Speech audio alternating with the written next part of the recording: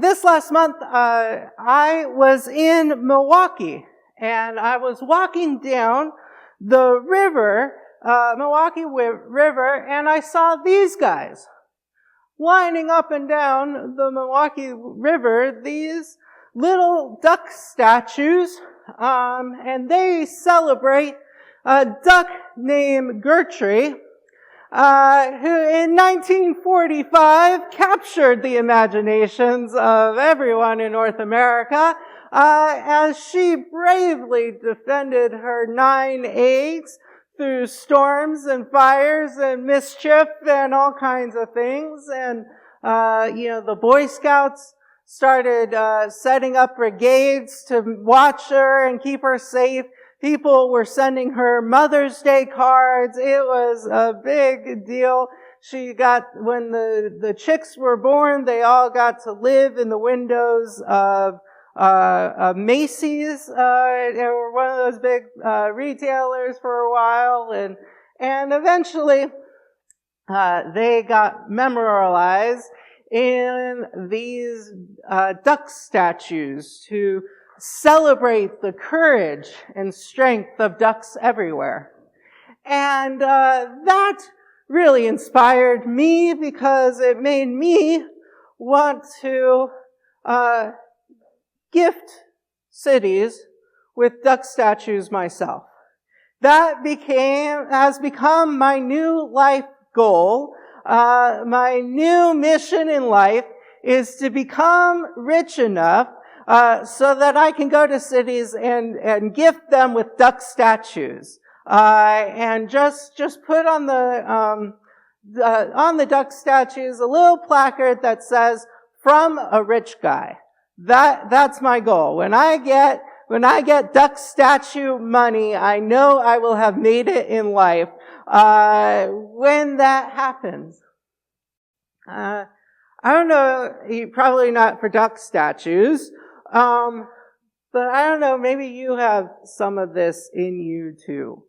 This sense of this dream of when this finally happens, when I finally get duck statue money, then my life will be set. Then things will be right and things will be made once I get that duck statue money, or whatever it is. Maybe it's once I get some more time in my life, then things will really start to go. I will finally achieve my dreams. Or I can finally start really helping people and really serving people when I get more time. Or maybe if I was just a little bit younger and I can move around a little bit, then I'd really be able to help people. I would really be able to do these kind of things. But here's the deal, though. I know myself, and I know that once I actually get duck statue money, I wouldn't actually gift cities with that. I would spend that duck statue money on myself, right? Because it's not really about what situation you are in that describes how you'll behave. It's about how you behave. It's about the decisions that you make. And I know that I am not spending my little bit on helping people as much as I should. I am not being wise and faithful with my little. So when much comes, I won't really be wise and faithful with that. And maybe it'll be the same for you. We keep waiting for that magical moment that comes when we finally have enough money to be generous, when we finally have enough time to serve, when all our injuries and all our hurts and pains are gone, and then we can finally help people. We all have that when this comes kind of thing. And yet we all know that when that comes, we won't really do it. Because the key is wisdom and faithfulness now. that whatever circumstances you are in, the answer is wise faithfulness now. And so we see all circumstances require wise faithfulness. Whether you're rich or poor, you need wise faithfulness. Whether you are young or old, you need wise faithfulness. Whether you have a lot of time or you are running around like crazy, you need wise faithfulness. All circumstances require wise faithfulness. And we'll see this incredible example of wise faithfulness in the story of Joseph. Last week we started with Joseph having been sold as a slave to Potiphar in Egypt. And he is now a slave, and so what do you think he would do? Well, he got to work. He started putting wise faithfulness in his life. He started living wisely and faithfully. And all of a sudden, Potiphar starts noticing Joseph.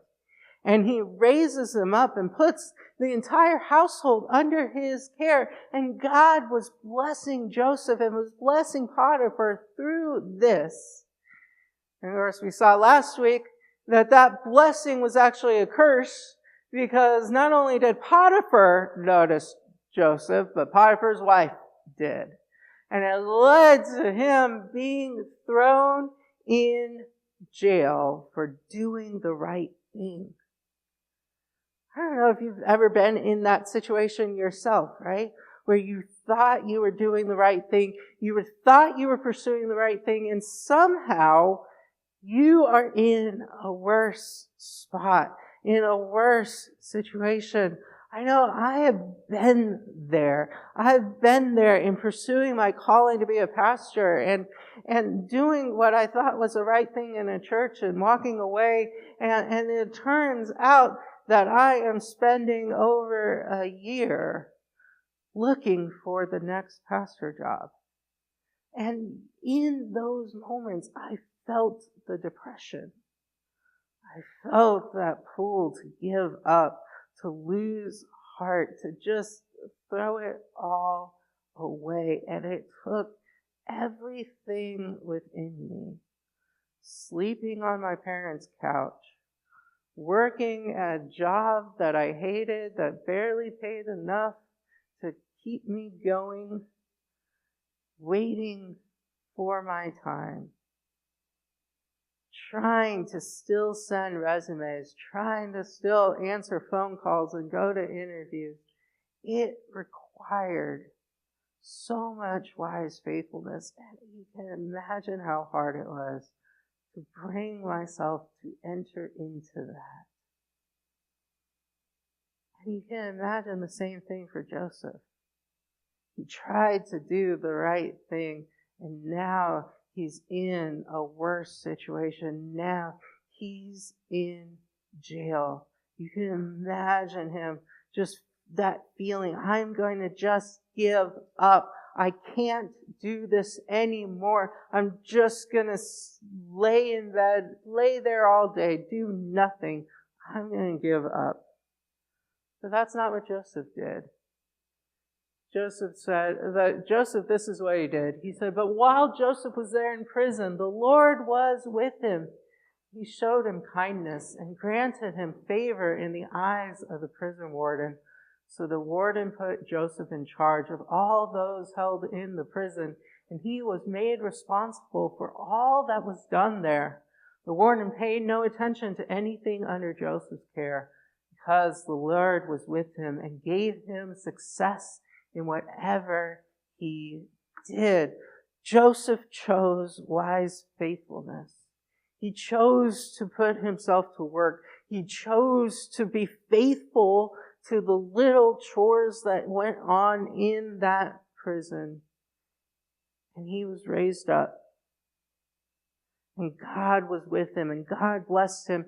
In that moment that we would say God was farthest from Joseph, God was actually closest to him, blessing him and supporting him, being there for him. In the midst of prison, Joseph chose wise faithfulness, and God was with him. And the first opportunity to be blessed by this came when a baker and a cupbearer were thrown into prison by an angry Pharaoh. Both had dreams. One dreamt that the baker dreamt that birds came and ate the baskets off of his head. The cupbearer dreamed that he was able to fill these glasses of wine. And Joseph was there to interpret the dream, and he got it right. The baker was decapitated, the butler was destroyed. And Joseph, in that moment, after he got it right, asked for one simple favor. Just mention me. Say, hey, I found a guy who interprets dreams. Give me a little bit of help. And you can imagine the hope and excitement that came when the butler gets moved back up. And he thought, surely this is my chance. And then hours turned into days. Days turned into weeks. And weeks turned into 2 long years. How hard would it be? Oh, yep, there we go. This is not a great combo. All right, let's try getting this really... All right, there we go. Maybe that will work.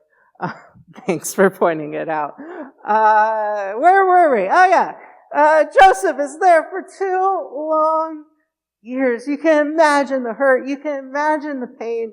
You can imagine him crying himself to sleep night and night again. And yet, he kept working. He kept showing wise faithfulness. He kept doing his chores. And you can imagine one morning, he's out doing his chores, his boring, everyday chores that he's been doing for the last 2 years. When all of a sudden, a rush of people come into the room, guards and servants and all of them, they come up to the jailkeeper. The jailkeeper points at Joseph. They run and charge him and grab him. And as they're dragging him from the cell, they go, no time to talk. You got to interpret a dream for the Pharaoh. And so they rush him and they give him a bath. And he's probably thinking, this is my first bath in years, and it cuts short way too fast because he has to get to the Pharaoh. And they get him and they shave him for the first time in years. And the barber's told, just do a quick, dirty shave. No time to get it just right. Just quick, do it, get it going. And he is given new clothes, and he's dragged before the Pharaoh, and the Pharaoh comes before him asking for help. And the Pharaoh tells him his dreams, the dreams of the fat calves that get eaten by the skinny, scrawny cows, and there's a wasteland left. The dreams of the beautiful grains of stock being swept through by chaff, and there's a horrible wasteland left. And Joseph is able to interpret the dreams. He knows that there is coming 7 years of plenty. There will be all kinds of food. And then 7 years of just the worst drought imaginable. And in this moment, all the wise faithfulness Joseph has learned through the years get to show. Because not only does he interpret the dream, he's also said to give Pharaoh the way forward. He says, now let Pharaoh look for a discerning and wise man and put him in charge of the land of Egypt. Let Pharaoh appoint the commissioners over the land to take 1/5 of the harvest of Egypt during the 7 years of abundance. They should collect all the foods of these good years that are coming and store up the grain under the authority of Pharaoh to be kept in the cities for food. This food should be held in reserve for the country to be used during the 7 years of famine that will come upon Egypt, so that the famine may not ruin the country. And Pharaoh was not only impressed by the dream telling, he was also impressed by the wisdom of the solution.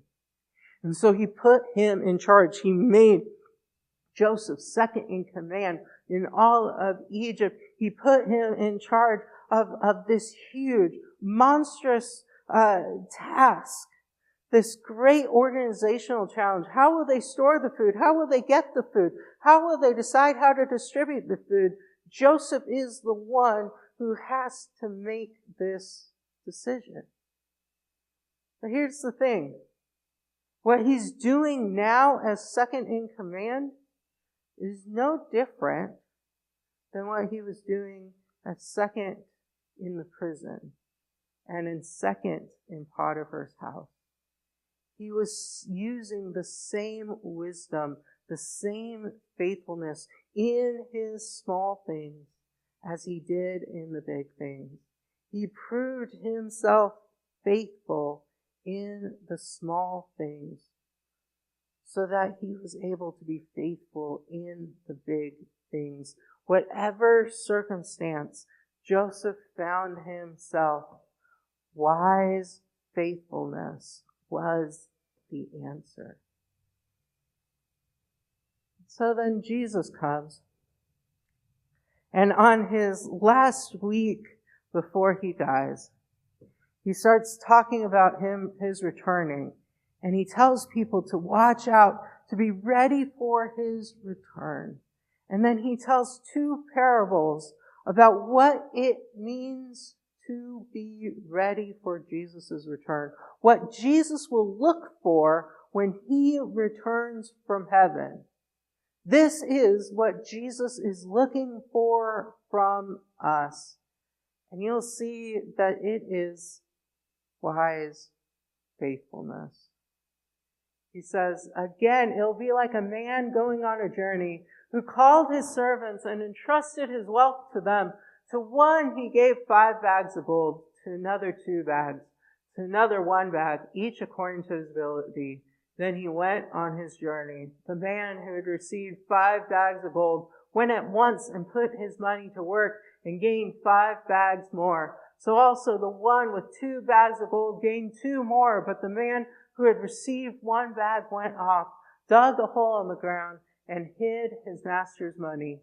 After a long time, the master of those servants returned and settled accounts with them. The man who received 5 bags of gold brought the other 5.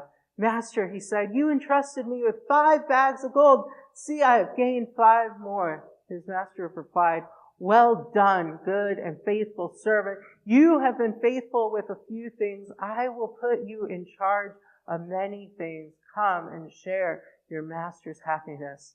The man with 2 bags of gold also came. Master, he said, you entrusted me with 2 bags of gold. See, I have gained 2 more.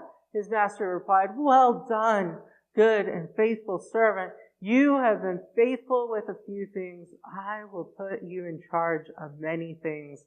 Come and share your master's happiness. Then the man who received 1 bag of gold, Master, he said, I know that you are a hard man, harvesting where you have not sown and gathering where you have not scattered seed. So I was afraid and went out and hid your gold in the ground. See, here's what belongs to you. His master replied, you wicked, lazy servant.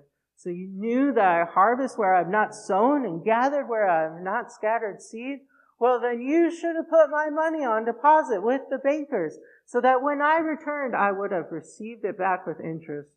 So take the bag of gold from him and give it to the one who has 10 bags.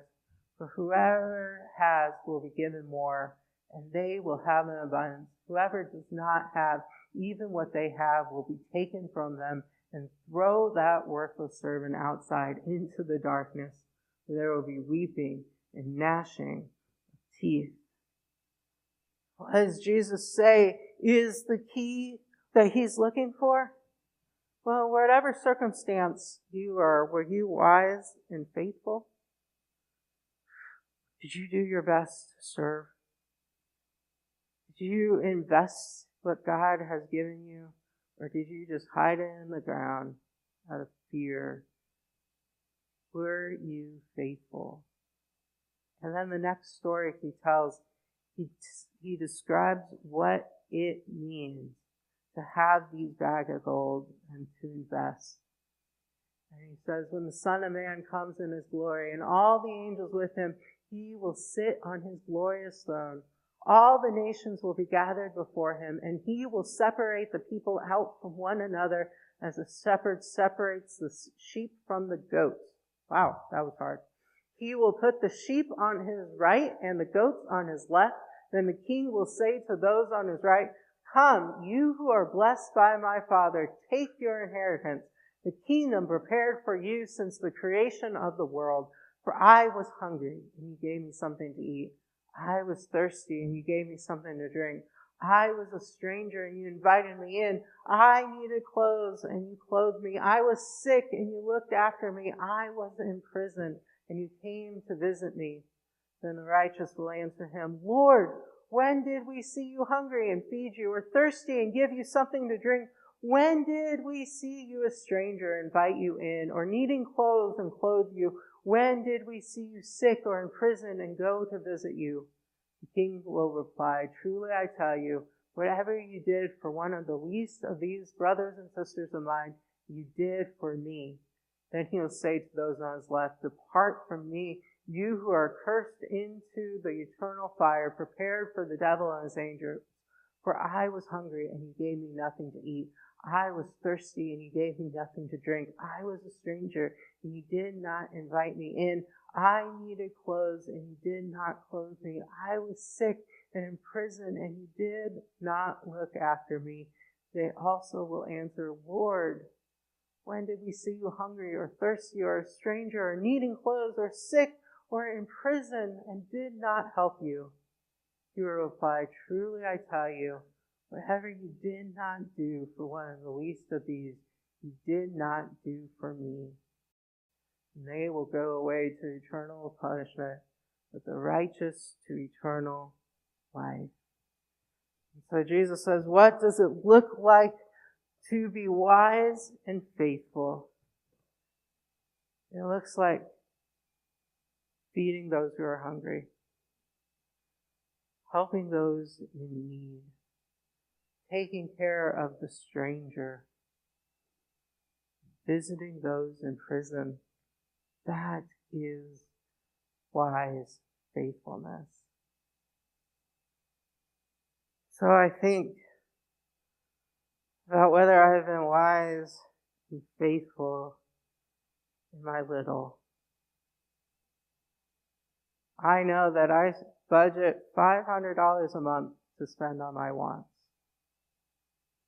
And that's more than I budget to spend on other people's needs. What would Jesus say to me? What's your ratio of spending on wants versus other people's needs? What would Jesus say to you? I know at the beginning of the year, I really focused on reading more often and not wasting my time with entertainment and TV. And that lasted about a few months. My TV, my entertainment to growing, serving, caring ratio is way off balance right now. What would Jesus say to me? What is your ratio? What's your TV to serving, growing, praying ratio? What would Jesus say to you? I know that I'm not discipling anyone right now. And I haven't taken a young person who wants to be a pastor alongside me and say, let me pour my life into you. There's no one that I am sharing my wisdom with. What would Jesus say to me?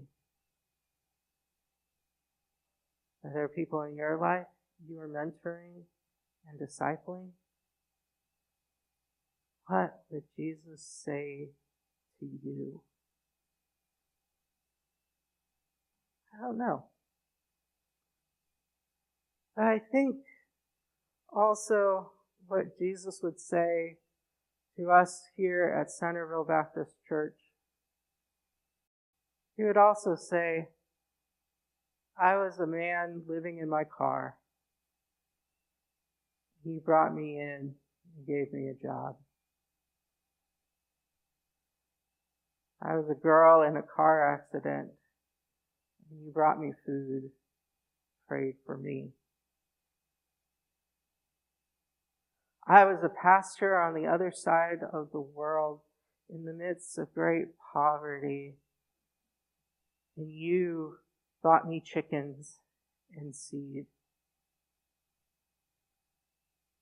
I was a group of young children, and you didn't just welcome me, you celebrated me, and you jumped in to serve and help.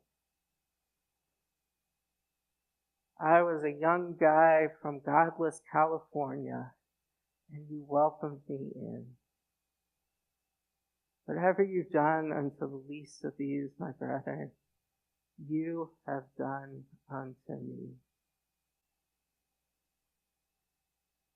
So Jesus is the one who judges that, but he's also the one who chose wise faithfulness, and because he chose wise faithfulness, offers us all the grace that we need when we fall short. Because he chose wise faithfulness, he made the sacrifice that we are unable to make. He brought the righteousness that we were unable to buy ourselves. When he says, well done, my good and faithful servant, it is not just because we have served him well, but it is because he served us well and granted us all the favor of being a good servant because of his grace. Jesus was like Joseph because he left behind the favored status as the favored son and became a slave. But unlike Joseph, who was sold by his brothers, Jesus did it willingly so that he could serve and save us. Jesus is like Joseph because he suffered greatly. But unlike Joseph, who suffered the unjust treatment without any desire to be there, Jesus chose to suffer the unjust treatment for us. The night he would experience that suffering, he took bread and he broke it and he said, this is my body. I am breaking it for you. And he took the cup and he said, this is my blood. I am pouring it out for you so that you can have grace. So that no matter how you lived your life, you can stand before the throne and have the righteousness of Jesus be your plea. Jesus proved that ultimate wisdom and faithfulness by dying on the cross for us to rescue and save us. And today is a day that we remember that, by reenacting that breaking the bread and drinking of the cup, proclaiming Jesus' wise faithfulness for us, and claiming that that is what saves us.